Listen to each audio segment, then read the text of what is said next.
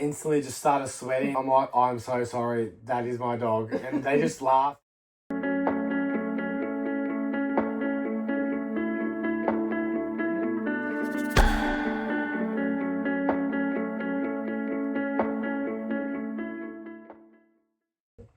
Hey Big Lap, we're Marcos and Bridget, and our Instagram account is The Golden Lap. We are a family from Melbourne. We are 31 years old and we just are on pause from finishing an 18-month lap with our 3-year-old son Kai and our 6-year-old golden retriever Cooper. We're back home in Melbourne for the moment as we are expecting another Bubs and then hoping to be back on the road sometime next year. Why did you decide to do the big lap? We always shared the love of travelling. We want to see Australia and all of the beautiful places. We also want to spend as much time as we could with our little man Kai while we had the opportunity to. What was your life like before the big lap? Busy.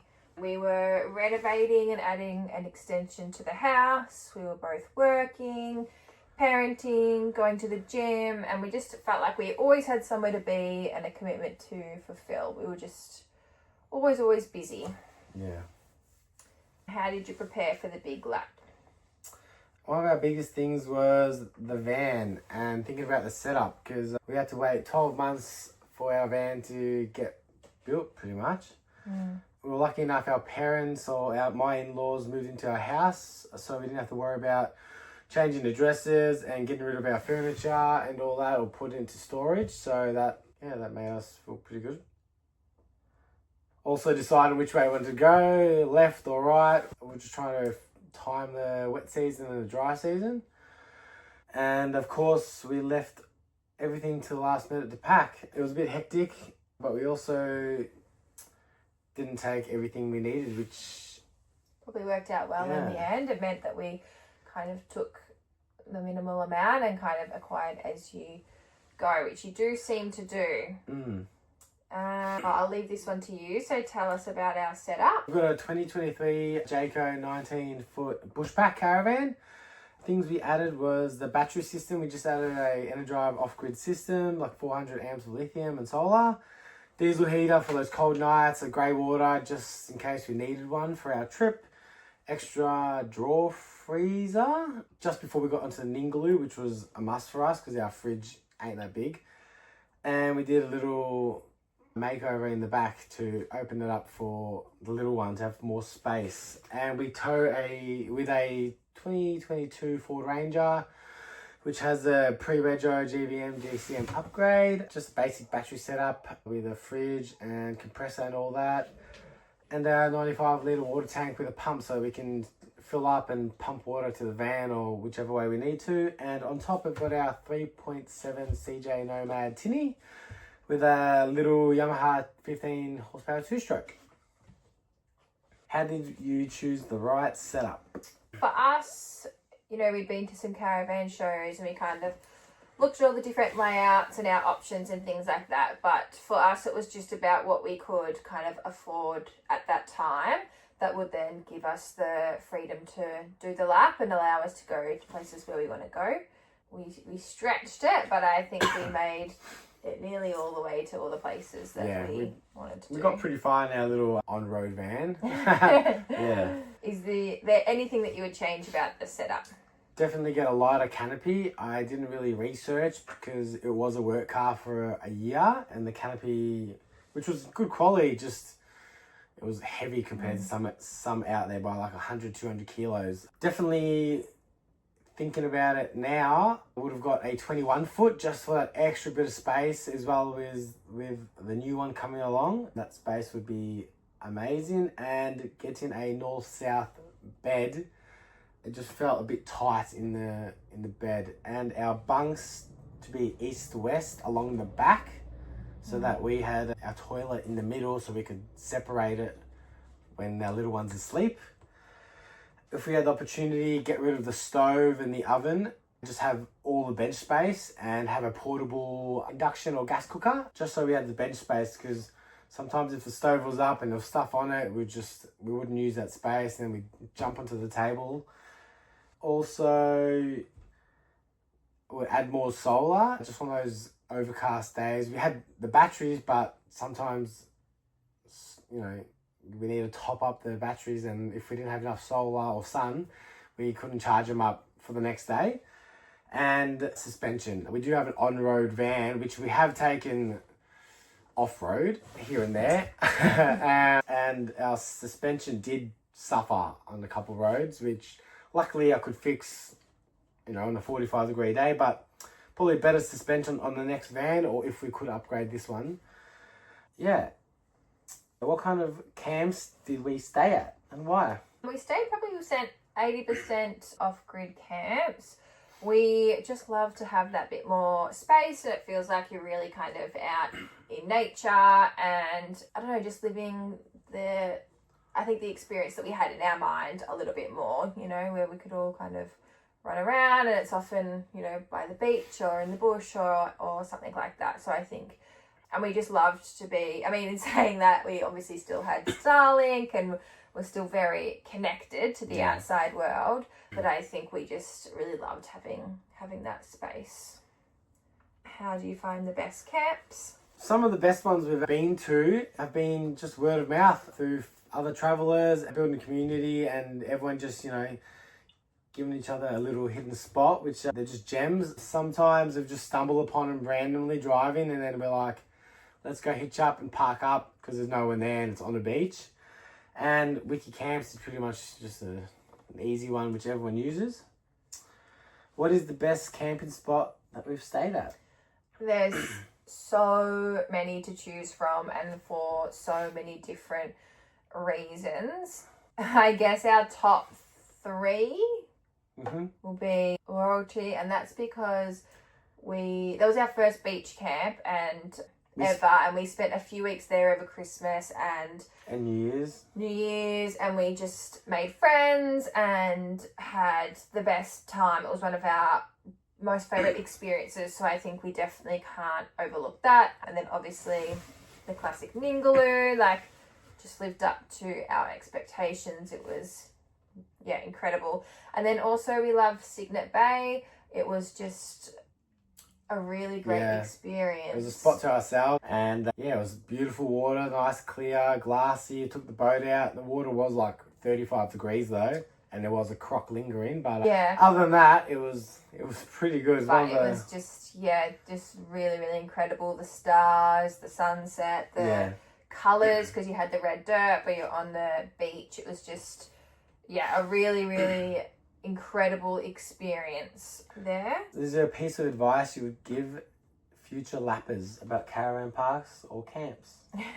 I'm not sure if I would recommend this, especially to any of those type A's out there, but I will say for all the sites that we ended up on the Ningaloo, we were there for about 6 weeks, we're all through cancellations or like last minute bookings. Like, so we had some bookings because everyone was stressing us out, telling us that, you know, you had to book in advance. So we actually ended up cancelling pretty much all of those and booking these new ones. Which are like beachfront sites. Yeah, and like, look, it's a bit of a fiddle and a little bit of organising and a little bit of last minute, but we're not great planners, so that worked in our favour, and we ended up with incredible sites. And I was able to kind of snag 6 weeks there. I definitely lock your stuff, especially at caravan parks. Things do tend to go wandering. Yeah, a couple bikes. And lucky we've always like locked our stuff up, but we did find that more at caravan parks than anywhere else. Yeah. Be respectful and leave it better than you found it. We were really sad to hear that Royal Trees closed down, and that's because people didn't respect it, and just, even when we were there, people left it in. Yeah, we got there, we were the first people on the beach, like on the 16th of December, and then where we parked up, we stood out the van, and there was just a camp chair like sticking out the sand, which we ended up chucking back in the back of the ute with other rubbish just because it was unsafe. But even after New Year's, there was about 300 vans on there, and the state of it was just, it wasn't nice, really. Yeah. And then it's really sad because it means that we, miss out on those experiences because they're just going to close it, and then we don't get to have that. So And then the other thing I will say, something that I didn't really expect, was it was kind of like 2 different trips. So we did South Australia and Western Australia across about 10 months. South Australia 2.5 months, and WA probably 9.5. And when you're there, it's quite rural. There's lots of beach camps. There's lots of freedom, lots of nature. You're on your own or with other kind of full-time travelers. And then the East Coast is a lot more kind of caravan parks or hip camps, especially if you're traveling with a dog. And there's just a lot more people and it's busier and it's just a different experience. And I think for us, we ended on the East Coast and I'm just not sure that we kind of appreciated it as much as what we have we would have. Yeah, we would have if we started there. So just keeping in mind they are 2 really different experiences. And I think, yeah, just to know that that's what's coming and to think about that when you're planning your trip as well. What is something you know now but you didn't know before you left?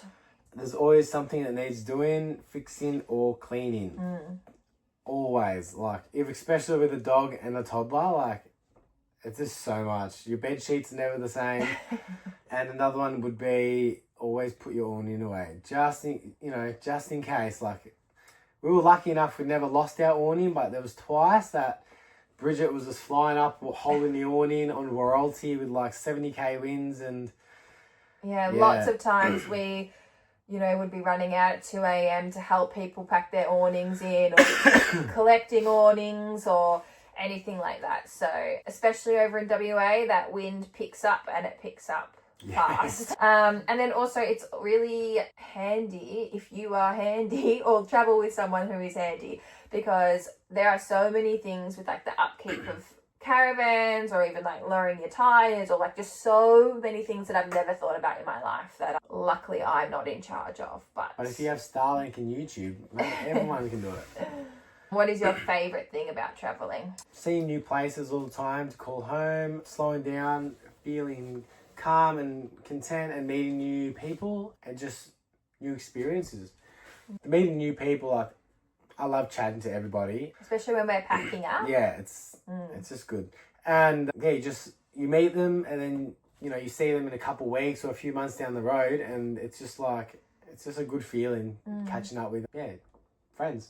Yeah, and you can come from all different walks of life, be all different ages and situations and everything like that, but you just always have something in common because you're travelling. So, I don't know, it's just, it's a really great community that you build.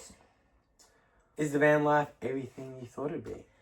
I mean, it takes time to adjust. Like, it took us the first couple of months, I would say. There's like the start felt like a really good holiday, like the first few weeks, and then you hit like this 1 month bit or 6 week mark, and then you're just like, why are we doing this? Yeah, what have we done? You get past that hill, and then at 3 months, you're just back at it again. Even though, there's amazing places, I think it's just getting used to the van and... I mean, it's a really small space and you have so much time together, but then also your time disappears. Like, you are doing...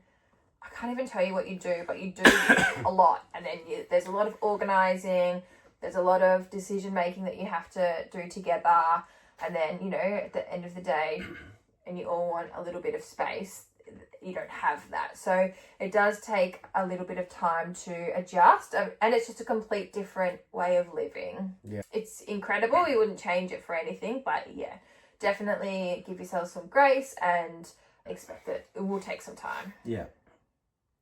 Tell us about a funny or scary time. One funny time was in Margaret River. We were just at a brewery, I'm not too sure which one, just one of the millions there. And I took Cooper with us. We were with another family. And the girls and the boys went over the bridge to explore. I was with the other husband, Michael, and we had Cooper. He went to pass Cooper to me. Cooper's our dog. And I thought I'd latched him onto my seat. And then we're just chatting away, having our drink. And all of a sudden, Michael looks to my right and just says, "Oh, look, there's a dog on the table," about 50 metres down. I look at it, I'm just like, what an idiot. And then I look down, Cooper's nowhere to be seen, and he's just getting pats on this older couple on like It's like a picnic table. Picnic table. Like, lucky that One, they had the husband's here and the wife's here, and Cooper's literally and he's a 40-kilo golden retriever. Like, he's not a small dog. We don't even know how he got up there. He's not ninja or agile at all. He'll like bump into things. And he's never been on a table in his life. Yeah, like, I don't know what he was thinking. I instantly just started sweating. I went over. I'm like, I'm so sorry. That is my dog. And they just laughed. They're like, he's so nice. I'm like, he's on a table. And then, of course, everyone's like recording him and just laughing. And I'm just like, get off, mate. Get off, while he's just getting pats. And yeah, it just made me laugh. And I'm like, I'll buy you drinks. And they're like, no, don't worry. He's all good. I'm like, lucky there was no food, because he would have just eaten it being a golden retriever. Yeah, it was so embarrassing. It was. But then also that's, we got to have all those experiences because we had, our family with us all the time. So little things like that happen all the time. And then, there's some other things that happen that are scary and out of your comfort zone and everything like that. But I think it's all part of it. Yeah. And you learn from it all. And yeah, looking back now, we just have so many memories that we always think about. What's an item or items you can't live without? The coffee machine. Mm-hmm. Starlink, but I worked on the road, so that's probably why. The battery system. Yeah. It's like we said, 80% off-grid and Starlink. Batteries for the Starlink and the coffee machine to save us money, really. Yeah. What's a downside of doing the big lap?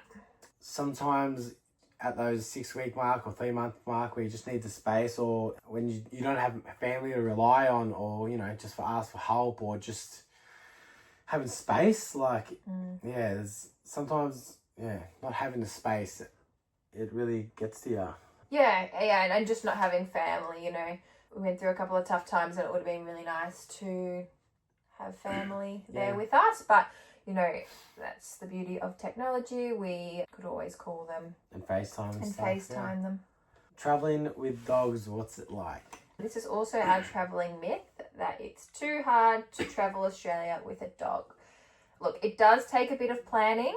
So, for example, like going to national parks, we planned when we would go, we would stay.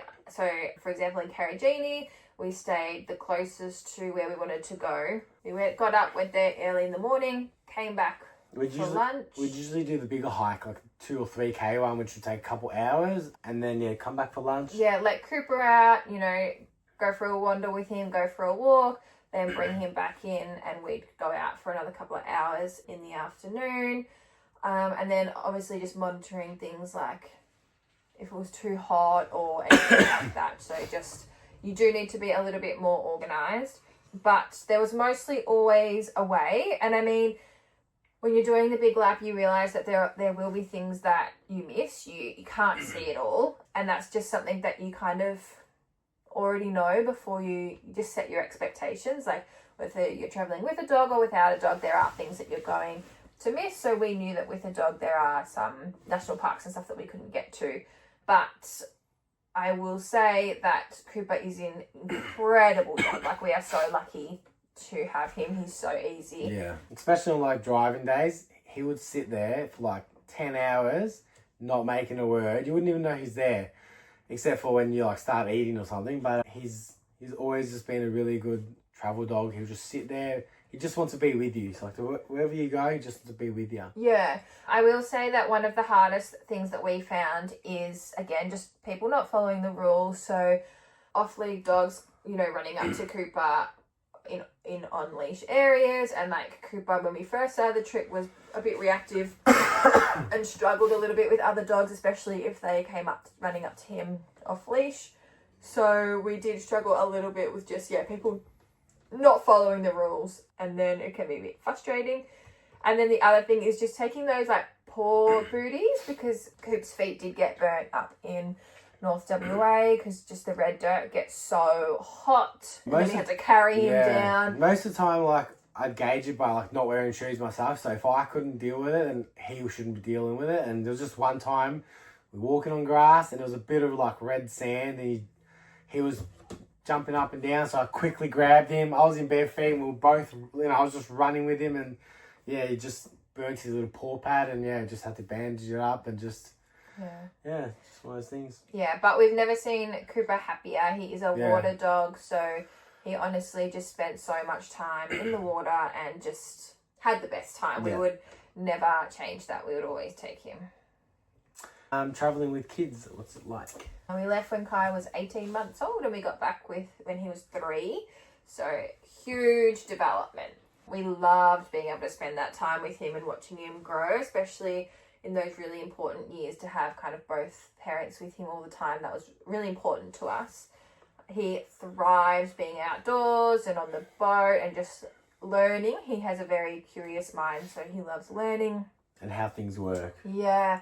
And then, he made some really great friends as well. And especially he made a really special connection with a little boy called Luca. And I think that's something that, they'll be friends for such a long time. Their connection is incredible. We won't lie. Parenting is hard no matter how you do it. And that doesn't change in a caravan. And then again, parenting sick toddlers in a caravan is a small space.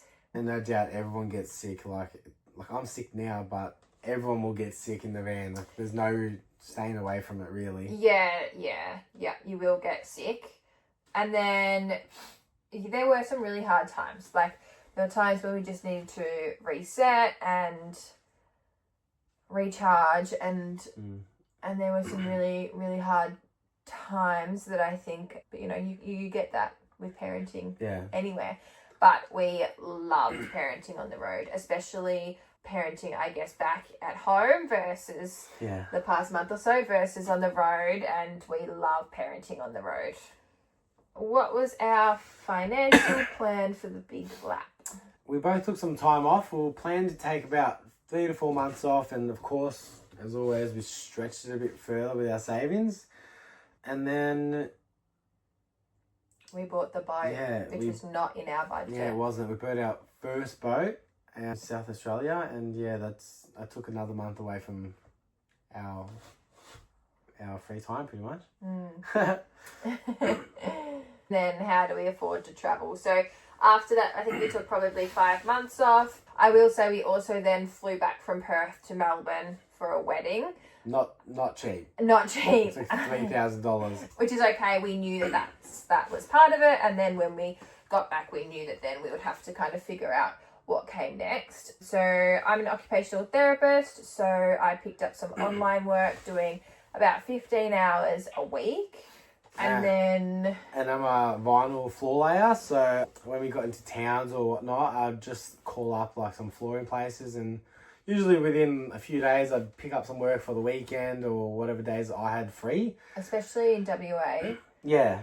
We did a stint in Karratha. There is lots of jobs in Karratha. Yeah, lots of jobs. And that helped to top the budget up. Yeah. But I will say, so next time we're thinking of doing it a little bit differently. So I think what we'll do is we'll stop in one place for a couple of months and Marcos will work and I'll have the kids.